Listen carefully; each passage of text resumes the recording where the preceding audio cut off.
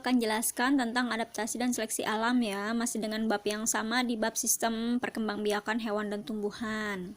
Oke, yang pertama adalah seleksi alam. Apa itu seleksi alam? Seleksi alam adalah suatu kondisi di mana makhluk hidup yang mampu beradaptasi maka akan bertahan hidup dan keturunannya semua akan lestari sampai sekarang, sedangkan yang lemah akan punah karena faktor lingkungan, misalkan dengan suhu yang pada saat itu perubahannya dari yang dulunya panas banget sampai sekarang mendingin bumi ya, ketersediaan makanan juga kan, predator juga, dan lain-lain.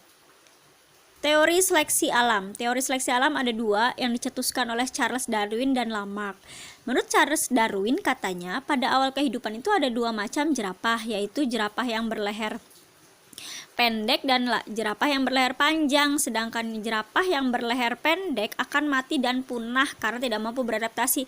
Sedangkan pada zaman purba dulu itu yang namanya pohon itu sangat tinggi, bisa mencapai ratusan meter pohonnya ya, ratusan meter tinggi pohonnya. Jadi si jerapah yang lehernya pendek itu tidak mampu menggapai daun-daun yang sangat tinggi, sedangkan di bagian bawahnya sudah sangat kering. Pada saat itu tidak ada daun yang bisa dimakan karena kering-kering.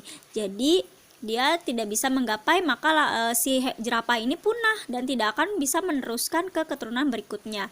Sedangkan jerapah yang berleher panjang ini dengan mudahnya mengambil makan dan bisa menurunkan, berkembang biak, dan sampai sekarang jerapah berleher panjang. Sekarang menurut Lamarck. Menurut Lamarck, pada awal kehidupan itu cuma ada jerapah berleher panjang, jerapah berleher pendek saja. Jerapah berleher pendek saja yang beradaptasi terus sehingga lehernya menjadi panjang dan diturunkan sampai sekarang keturunannya itu jerapah berleher panjang.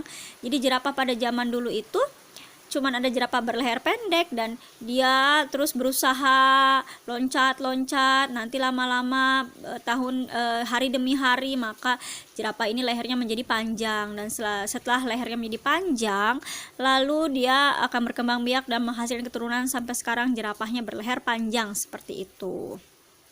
Sekarang kita bahas tentang proses adaptasi ya. Adaptasi ini sering banget kita pelajarin zaman SD, bahkan kelas 7 juga kita pelajarin ya.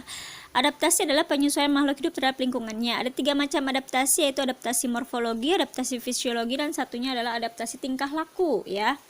Kita bahas yang pertama dulu adalah adaptasi morfologi. Adaptasi morfologi adalah adaptasi bentuk luar tubuh yang terlihat oleh mata.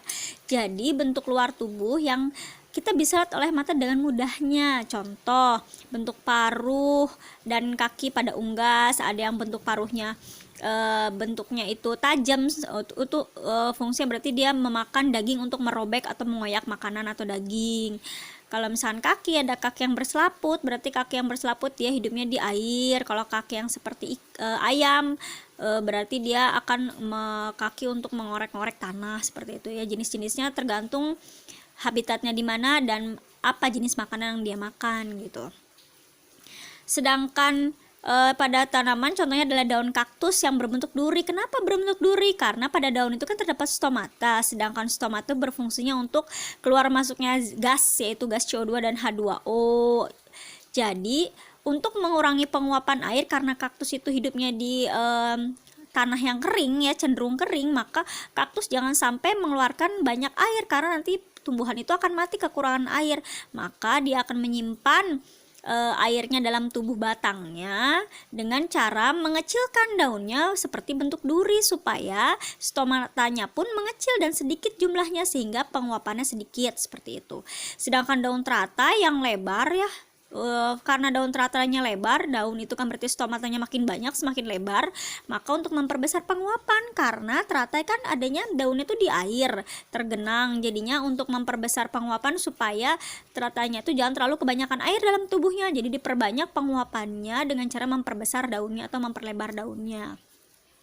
Adaptasi fisiologi berarti adaptasi fungsi bagian dalam tubuh yang tidak terlihat oleh mata. Jadi ini mah gampangnya kalau adaptasi morfologi terlihat mata aja. Kalau misalkan fisiologi berarti tidak terlihat mata. Contoh kerja ginjal, kita kan nggak bisa melihat ginjal orang dari luar kan. Jadi kerja ginjal untuk menyaring air pada ikan, misal ada ikan air tawar yang minumnya sedikit, urinnya banyak. Ikan air laut minumnya banyak, urinnya sedikit. Gampangnya gini deh, Ini kan selalu bertolak belakang ya. Kalau minumnya sedikit berarti urinnya banyak. Kalau minumnya banyak berarti urinnya sedikit. Tapi kalau misalnya supaya kalian tidak tertukar, gini aja gampangnya. Kalau ikan air tawar sama ikan air laut pasti jelas lebih banyak ikan air laut. Ikan air tawar itu seluas-luasnya balong, sungai ya. Kalau kita dibandingkan dengan air laut pasti lebih besar air laut kan. Maka kalau air laut minumnya pasti banyak sesuai dengan jumlah airnya. Air laut minumnya banyak berkebalikan, urinnya sedikit. Sedangkan air tawar adanya di kolam, akuarium, bahkan sungai yang lebih kecil dari laut, maka minumnya pun sedikit, maka urinnya lebih banyak. Kebalikan minum dan urin ya. Air laut, airnya jumlahnya banyak, berarti minumnya banyak, urinnya sedikit. Air tawar berarti airnya sedikit, berarti minumnya sedikit, urinnya banyak ya. Itu cara menghafalnya.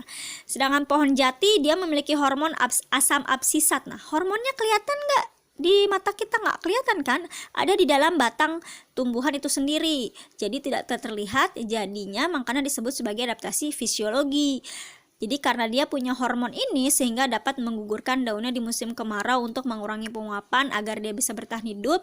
Jadi nanti selama musim hujan datang maka dia akan mengeluarkan daun-daunnya kembali, menumbuhkan daun-daunnya kembali sehingga penguapan akan berjalan normal kembali dan mengeluarkan air-air yang dia serap dari air hujan yang banyak tadi. Keluarkan lagi penguapan lewat daun stomatanya ya.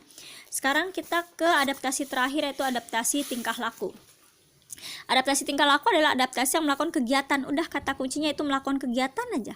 Kalau sudah melakukan kegiatan itu pasti adaptasi tingkah laku. Contoh, mamalia laut muncul ke permukaan, muncul ke permukaan berarti kan dia akan bergerak dari bawah ke atas ke permukaan. Untuk apa? Untuk mendapatkan oksigen, karena mamalia kan bernafas dengan paru-paru ya. Bunglon berubah warna berarti kan melakukan kegiatan merubah tubuhnya, berubah warnanya untuk menghindari musuh. Nah, ini pohon jati menggugurkan. Proses menggugurkan daunnya berarti adalah proses tingkah laku karena dia melakukan pengguguran daun. Tapi pohon jati yang memiliki hormon asam absisatnya berarti dia adalah adaptasi fisiologi. Melakukan kegiatannya menggugurkan daunnya berarti adaptasi tingkah laku gitu ya. Jadi intinya segala sesuatu yang kegiatan yang tidak terlihat berarti fisiologi, kalau misalkan yang terlihat berarti morfologi, tapi yang melakukan kegiatan berarti tingkah laku gitu ya.